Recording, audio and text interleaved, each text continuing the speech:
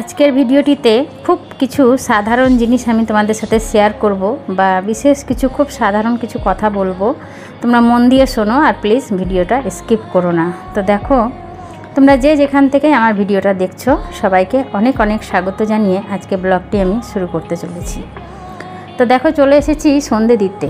তো কয়েকজন আমাকে প্রশ্ন করেছে যে দিদি, তুমি সকালে এত সুন্দর করে সাজিয়ে গুছিয়ে পুজো করো, সন্ধেবেলাও কি তাই করো? তো তাদের কথার উত্তর দেওয়ার জন্যই আজকে আমি ভিডিওটা তৈরি করা বা তাদের জন্যই শেয়ার করা। তো প্লিজ তোমরা অবশ্যই দেখো। তো দেখো, সন্ধেবেলা না অত কিছু করি না আমি, সন্ধেবেলা যা যা করি সবটাই তোমাদের সাথে শেয়ার করবো। তো এদিকে দেখো, সমস্ত কিছু পরিষ্কার করে গুছিয়ে মুছে নিয়েছি, তোমরা তো সবটাই দেখলে। এটা আমার নিত্যকার মধ্যেই পড়ে। আর এর থেকেও বিশেষ কিছু থাকে, যেমন শুক্রবারে অনুকূল ঠাকুরের আরাধনা থাকে, হরির নাম থাকে, মঙ্গলবার শনিবার হনুমান চালিসা থাকে, সবগুলোই করতে হয়। তো দেখো, সবার প্রথম ধূপ আর দীপ জ্বালিয়ে আর ফুলটা নেব। সন্ধেবেলা আমি ফুলটা চরণে চরণে দিই না, একটা থালায় সকল ঠাকুরের নামেই আমি বাড়িয়ে দিই। আর ভোগটাও আমি বিশেষ করে জনে জনে দিই না, কয়েকটা থালাতেই আমি নকুলদানা বা বাতাসা দিই। তোমাদের কাছে যা থাকবে, মন্ডা মিষ্টিও দিতে পারো, তাতে কোনো অসুবিধা নেই, কিন্তু নকুলদানা বাতাসা থাকলেও কোনো অসুবিধা নেই, আমি দিই ওইভাবেই, সেটাই তোমাদেরকে দেখাচ্ছি। তো বন্ধুরা, জীবনে আমাদের অনেক কিছুর জন্য অনেক কিছু সময়ই আমরা পাই, কিন্তু ঠাকুরের জন্য যখন কোনো কিছু আমরা দেখি বা করতে চাই তখন কিন্তু আমাদের হয়ে ওঠে না, কিন্তু একটু চেষ্টা করলেই অবশ্যই হয়। আর কষ্ট না করলে কোনো দিনই কেষ্টর ফল মেলে না, কষ্ট করলেই ফল পাওয়া যায়।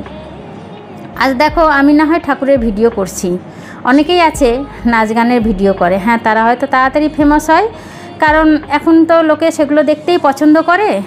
গা ঢাকা ঢোকি, হরির নাম, ঠাকুরের সেবা কেউই অত পছন্দ করে না। কোথায় একটু পেট দেখা যাচ্ছে, গা দেখা যাচ্ছে, সেগুলো দেখতে বেশি ভালোবাসে, কিন্তু সেটা কয়েকদিনই ভালো লাগে। আর একটা জিনিস আমরা ভুলে যাই যে আজ আছি কাল নেই।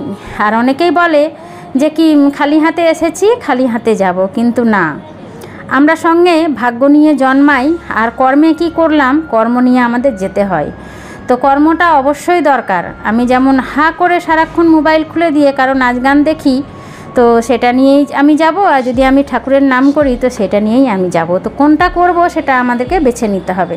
হ্যাঁ, নাচ গান অবশ্যই দেখব, সবসময় ঠাকুর পুজো এই ওই একঘেয়েমি কোনো কিছুই ভালো লাগে না।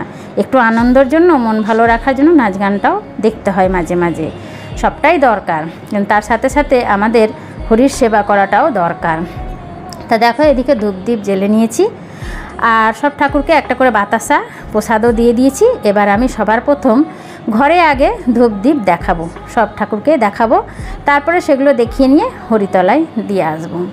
তো বন্ধুরা, আজকের ভিডিওটি কিভাবে আমি সন্ধেবাতি দিই আমার বাড়িতে, সেগুলোই তোমাদের সাথে শেয়ার করা। আর এখানে দেখছো আমার অনুকূল ঠাকুর, শুক্রবার, প্রত্যেক শুক্রবার এখানে মোম জ্বেলে দিই, গুড়ের বাতাসা দিই, আর সন্ধেবেলা হরির নাম করি। অনুকূল ঠাকুরের আরাধনা রয়েছে সন্ধেবেলার, সেগুলো করতে হয়। প্রায় মোটামুটি 1 ঘন্টা সময় লেগে যায়, আর এমনি দিনেও আধ ঘন্টার উপরেই লাগে। তাড়াতাড়ি আমার সন্ধে জ্বালা কোনো দিনই হয় না। আর এখানে দেখো, প্রদীপটা যখন আমরা সব ঠাকুরকে দেখাবো সন্ধেবেলা, তখন আমাদেরকে চারিদিকটা একবার ঘুরে নিতে হয়, কারণ চারিদিকটা আমরা নাই করলে, পরিক্রমা করলে, এটাকে পরিক্রমা বলে, আবার অনেকেই বলে ঘুরে নেওয়া, 7 পাক করা বা 5 পাক করা। আমি 1 পাকই করি, কারণ অতটা সম্ভব নয়। আর প্রচণ্ড হাওয়া দিচ্ছে, হাওয়াতে প্রদীপটা নিভে যাচ্ছে, তাই হাতের আড়াল করে নিয়েছি। আর এদিকে ধূপ নিয়ে দেখো, কলার গাছ রয়েছে, সেখানেও দেব। ওদিকে সাই বৃক্ষ রয়েছে, সেটাও দেব। মা মনসার রয়েছে, সেটাও দেব। সেখানে প্রদীপ দিতে হয়। আমি সাই বাবলা গাছে আর মনসা গাছে প্রদীপ দিই, কিন্তু এত হাওয়া দিচ্ছে, হাওয়ার কারণে প্রদীপটা দেয়া যাচ্ছে না বা মোমও দেয়া যাচ্ছে না। তো এদিকে দেখো, ফুলটা আমি একটা থালায় সব ঠাকুরের উদ্দেশ্য করে বাড়িয়ে দিয়েছি। আর সবার প্রথম ঢুকেই তো আমি গঙ্গা জল দিয়ে নিজেকে আচমন করে নিয়েছি, তোমরা দেখলেই, এবং চারিপাশটা দিয়ে নিয়েছি। এদিকে ধুনোটা জ্বালিয়ে নেব। তো বন্ধুরা, তোমাদেরকে আমি বলি, অনুরোধ করি, একটু হলেও সন্ধেবেলা 5 মিনিট হলেও ঠাকুরের জন্য একটু সময় বার করো, দেখো ঠিক বেরিয়ে যাবে।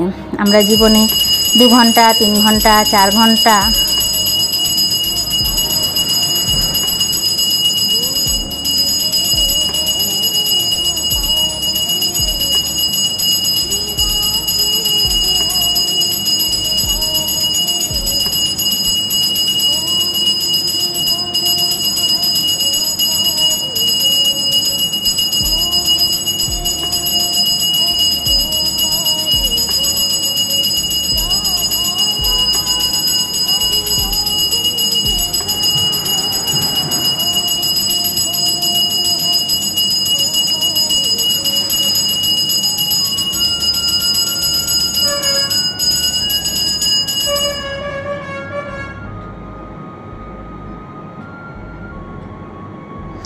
তো দেখো আমরা যেটা বলতে বলতে আমি থেমে গিয়েছিলাম, কারণ সেখানে আমি একটু ঘন্টাটা বাজাচ্ছিলাম, সেটা তোমরা শুনতে পাবে না, যার জন্য থেমে গিয়েছিলাম।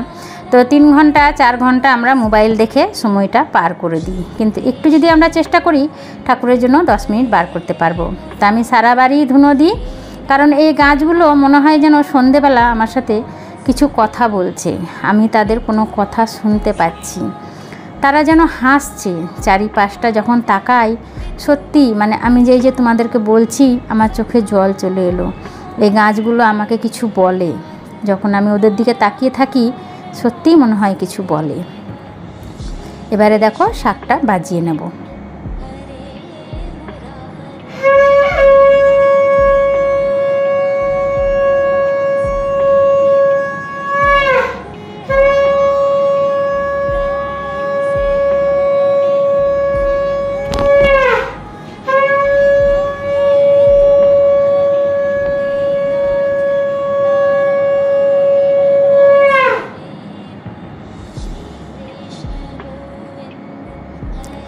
শাক বাজানো হয়ে গেছে, তোমরা দেখলে খুব সাধারণভাবে আমি সন্ধ্যের বাতিটা সেরে নিয়েছি। তো বিশেষ কিছু খরচা নয় এবং খাটাখাটনিও নয়। আমার হয়তো অনেকগুলো সিংহাসন ঠাকুর রয়েছে, তাই হয়তো এতটা সময় লাগলো। তোমাদের যদি অল্প একটু ঠাকুর থাকে, পাতা 4-5টা বা একটা সিংহাসন থাকে, অবশ্যই আশা করি তাড়াতাড়ি হয়ে যাবে। এবারে আমি চলে আসব এদিকে প্রণামটা সেরে নেব, সেরে নিয়েই হনুমান চালিসা করতে। হনুমান চালিসাটা আমি প্রায় প্রত্যেক সন্ধ্যাতেই করে থাকি, তো আজও করে নেব প্রত্যেক দিনের মতো। তো চলো হনুমান চালিসাটা করে নিই। আর এখানে একটা লাল কাপড় গীতা আছে, গীতার উপরে হনুমান চালিসাটা রাখা থাকে।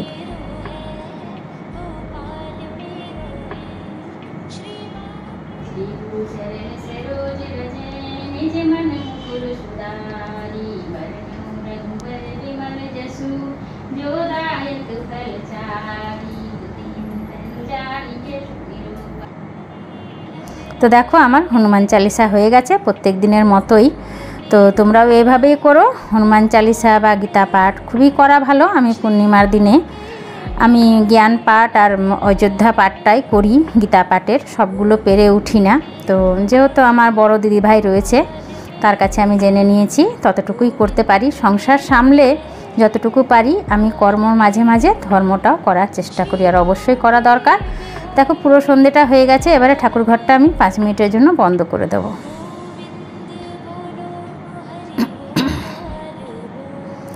এবারে বন্ধ করে দেখো আমার ঠাকুর ঘরের সামনেটা দেখো। যেহেতু তোমাদের দাদা ভাই ভীষণ গাছ ভালোবাসে, ছোটোর থেকেই ও প্রচণ্ড গাছ ভালোবাসে। যখন ক্লাস 5-6-এ পড়তো তখন থেকেই ও প্রচুর গাছ ভালোবাসে, গাছ নিচে তৈরি করে বা গাছ নিয়েও পড়াশোনা করেছে, যার জন্যই আমার বাড়িতে তোমরা চারিপাশে এত সুন্দর গাছ দেখতে পাও। আর এই ফুলগুলো দেখো নিজের হাতেই টপে লাগিয়েছিলাম। আজ কি মোটা মোটা ফুল হচ্ছে, সত্যি খুব ভালো লাগে না নিজের হাতে গাছ লাগিয়ে দুটো ফুল নিয়ে ঠাকুরকে দিতে। কেনা ফুল তো অবশ্যই পাওয়া যায়, সেগুলো বিভিন্ন জায়গায় পড়ে থাকে, পাড়িয়ে দেয়, সেটা এনে না থাকলে দিতেই হয়, কিছু করার নেই।